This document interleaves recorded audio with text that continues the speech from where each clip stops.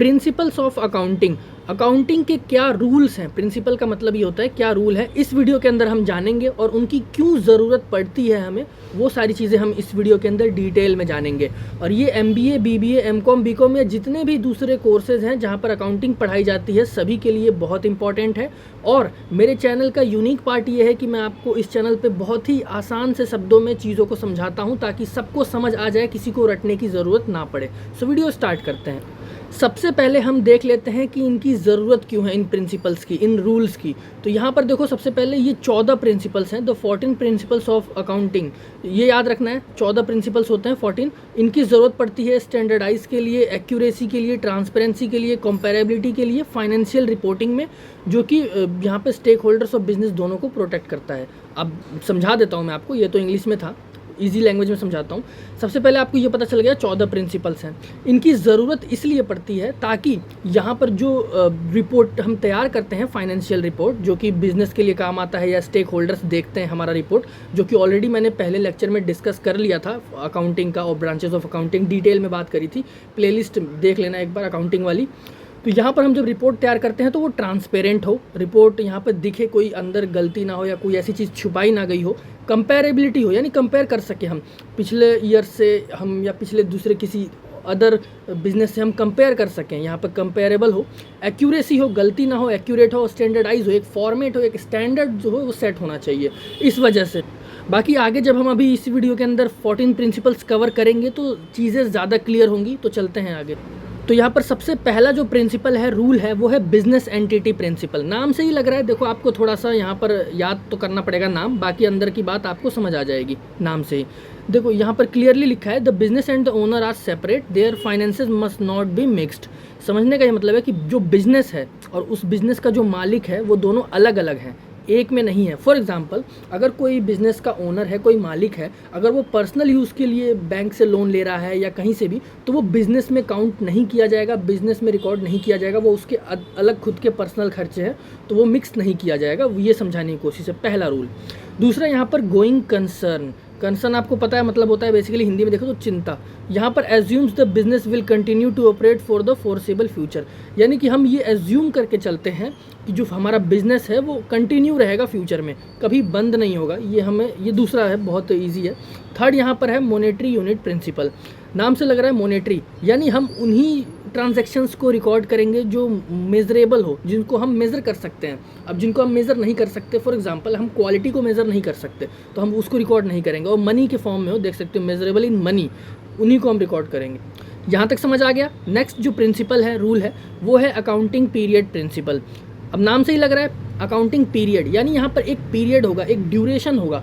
Financial result are reported for specific period, या फिर monthly कर सकते हो, क्वार्टरली कर सकते हो, ईयरली, एनुअली यहाँ पर रिपोर्ट हम तैयार कर सकते हैं। कोई ऐसा नहीं कि मन मर्जी जितने भी कुछ कर लिया, कोई फिक्स नहीं है, कभी इधर कभी उधर। आपका एक पर्टिकुलर पीरियड होना चाहिए, चाहे मंथली आप हर मंथ का निकाल सकते हो, अपना क्वार्टरली निकाल सकते हो, ईयरली निकाल सकते हो, फिर कंपेयर कर सकते हो, अपना चेक कर सकते हो पोजीशन, इसलिए। नेक्स्ट यहाँ पर जो है वो है कॉस्ट प्रिंसिपल, हिस्टोरिकल कॉस्ट। देखो नाम से ही लग रहा है, assets and expenses are recorded at their original purchase price. देखो हम जब भी बिजनेस स्टार्ट करते हैं तो हमें एसेट्स की ज़रूरत पड़ती है, लैंड, बिल्डिंग, कैपिटल, जो भी है बेसिकली।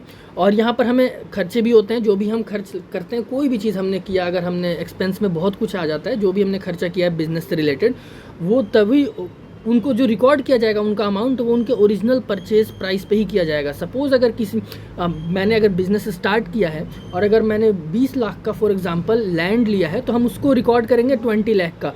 चाहे 10 साल पहले मैंने 20 लाख में लिया था, हम 20 लाख ही लिखेंगे, मैटर नहीं करता इस टाइम क्या रेट चल रहा है, ओरिजिनल प्राइस पे ही हम रिकॉर्ड करेंगे, कहने का मतलब है।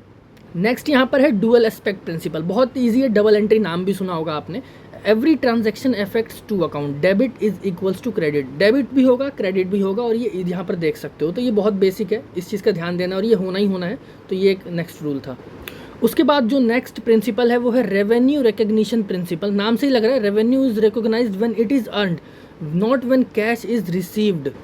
फॉर एग्जाम्पल, हमने सपोज़ अगर हम किसी फाइनेंशियल पीरियड का लेते हैं, लाइक 2024 का लेते हैं हम, अगर 24 में हमें कोई ऑर्डर मिला है और हमने उस पे काम किया है, ऑर्डर कंप्लीट किया है, हमने रेवेन्यू जनरेट कर दी है, भले ही हमें जो है कैश अभी तक नहीं मिला है, फिर भी हम रिकॉर्ड करेंगे क्योंकि हमने वो काम किया है उसी पीरियड में करेंगे। यानी 2024 ईयर में हमने वो रेवेन्यू जनरेट किया है तो हम 24 वाले पीरियड में ही यहाँ पर रिकॉर्ड करेंगे, ना कि 25 या जब भी पैसा मिले तब नहीं करेंगे। कैश जब रिसीव होगा तब नहीं करना, जब भी हम अर्न कर रहे हैं तब करना है। बेसिकली इसका मतलब ये है। नेक्स्ट यहाँ पर है मैचिंग प्रिंसिपल, नाम से ही लग रहा है। Expenses must be recorded in the same period age related revenue. Same वही चीज़ है कि उसी पीरियड में रिकॉर्ड किया जाएगा जब आपका रेवेन्यू जनरेट हो रहा है, ना कि बाद में जब मिले, उससे मतलब नहीं पड़ता।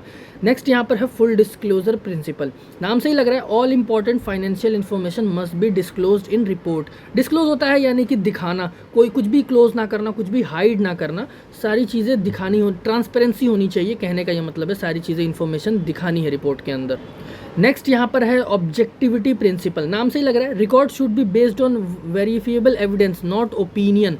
ओपिनियंस हम रिकॉर्ड नहीं करते हैं, यहाँ पर एविडेंस होना चाहिए, इस चीज़ का ध्यान देना है। नेक्स्ट यहाँ पर है materiality principle, significant item must be reported, trivial details may be ignored.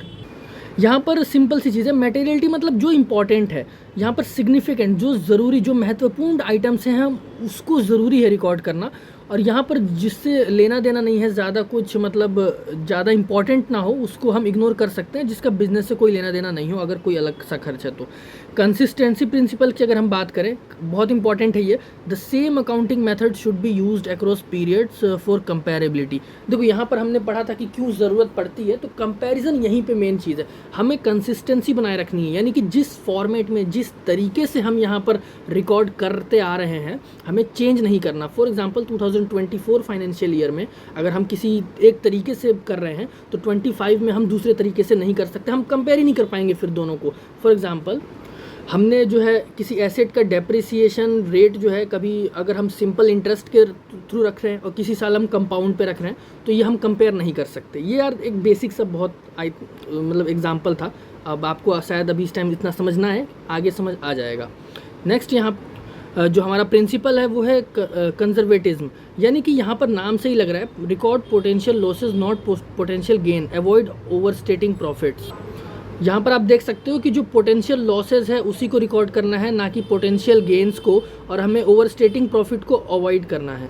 अब ये ओवरस्टेटिंग प्रॉफिट क्या होता है मैं आपको समझा देता हूँ। कभी कभार क्या करते हैं ना कि फ्रॉड करते हैं कुछ लोग स्टेक होल्डर्स से, वो जो प्रॉफिट है वो बढ़ा चढ़ा कर लिख देते हैं, तो ये नहीं करना है, अवॉइड करना है इन सब चीज़ों से।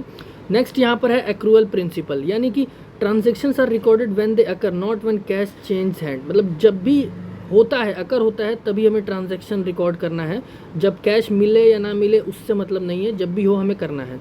तो यहाँ पर देख सकते हो these 14 principle form the foundation of proper accounting practice ensuring accuracy. वही चीज़ है, एक्यूरेसी यहाँ पर मेंटेन करता है, रिलायबिलिटी, रिलायबल हो और कंपेयर कर सके हम फाइनेंशियल स्टेटमेंट्स को।